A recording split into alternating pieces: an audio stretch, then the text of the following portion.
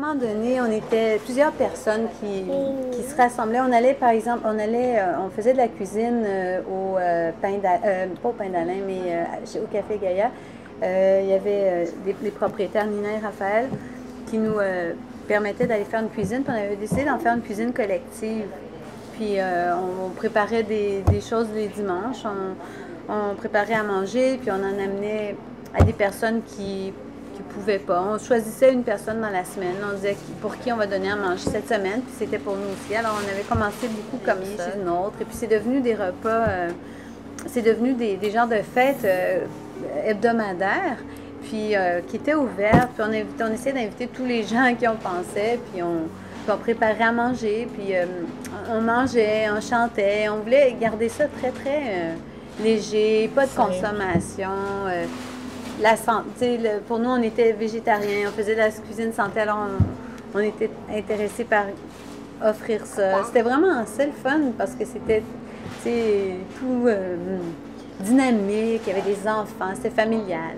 Puis éventuellement, ça a comme débouché sur le besoin qui était senti collectivement de trouver un endroit qu'on pouvait garder ouvert, constant, où on pouvait avoir cette ambiance-là tout le temps.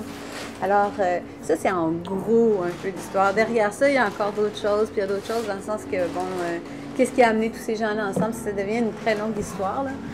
Mais disons que c'est arrivé comme ça, puis le dépanneur est parti est venu à partir d'une nécessité, c'est ça, d'avoir un endroit ouvert sur la rue qui accueillait sans discrimination tout le monde, où on sentait qu'il n'y avait pas où on voulait pas qu'il y ait de barrière. On ne voulait pas dire toi, tu n'es pas comme moi, tu rentres pas. C'était justement le besoin de jouer le jeu on ouvre à tout le monde, tout le monde, tout le monde. Justement, quand on faisait nos repas communautaires dans nos maisons, on voyait, c'était bon, mais en même temps, on voyait que c'était un réseau fermé, puis on voulait ouvrir sur des personnes où on sentait aussi qu'il y avait un besoin de sortir de l'isolement, chacun personnellement, mais on voyait aussi qu'autour, chacun était dans sa petite maison, puis on voulait ouvrir plus grand. Puis on cherchait des locaux, mais il n'y avait rien. Puis quand on a vu dépanneur à vendre dans le journal, on trouvait ça vraiment comique. On disait, ça serait drôle de jouer au dépanneur, parce que tout le monde rentre dans un dépanneur. Puis là, une fois que tu es rentré, là, ça peut ouvrir sur autre chose, Puis moi, je me rappelle une de mes premières expériences à la caisse. Il y avait un toxicomane du quartier qui est venu, puis on le connaissait bien. Là, après quelques jours déjà, c'était des réguliers, Ça m'avait vraiment touchée. Il était resté une quinzaine de minutes avec la main dans la porte, puis il s'en allait pas. Il avait sa pinte de lait, puis il s'en allait pas. Il restait là, puis il nous jasait.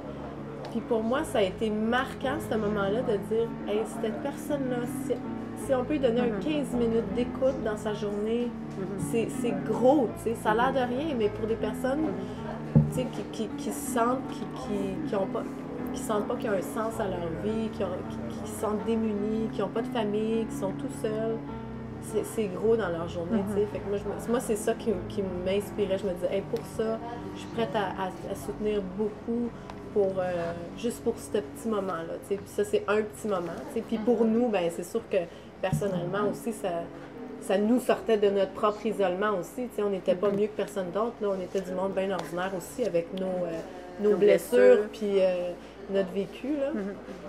Puis finalement, au début du dépanneur, le nom, on n'arrivait pas à trouver un consensus pour un nom. Dans la semaine, on était en train de décider parce qu'il fallait trouver un nom. On a eu 3 témoignages de personnes différentes qui sont venues nous dire « Hey, j'espère que vous allez appeler... » Moi, je m'en rappelle. J'espère que vous allez appeler... J'espère que vous allez garder le nom dépanneur Sylvestre parce que M. Sylvestre, on aimait beaucoup. Puis nous, on était justement en train d'essayer de penser à des noms. Puis on essayait de voir qu'est-ce qui correspondait. Alors, on s'est dit « Écoute, c'est un signe. Là. On va le garder dépanneur Sylvestre avec aussi, dans la lignée M. Sylvestre. » On n'arrivait pas à trouver un consensus. Puis aussi, ça coûtait 500 $. Puis à ce moment-là, on n'avait vraiment pas de sous pour changer le nom.